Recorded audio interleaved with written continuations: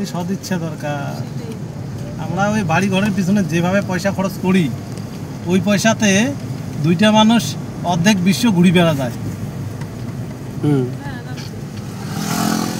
আমরা কি করি, ওই এখন খোপড়া থাকির জন্য যত, আর ওখানে সারাই করতে গিয়ে সারা জীবন ধরে পয়সা টানি, ব্যাংকক পয়সা দিই আমরা না রে অধিকাংশ সবাই ওইটাই তো মধ্যবিত্ত।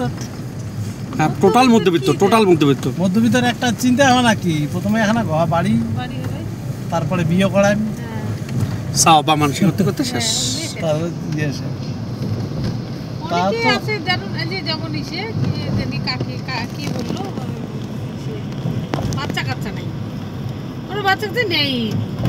গরিবের জন্য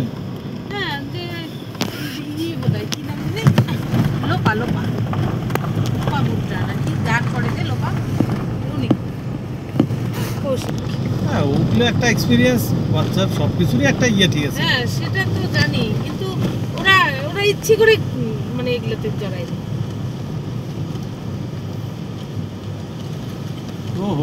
রে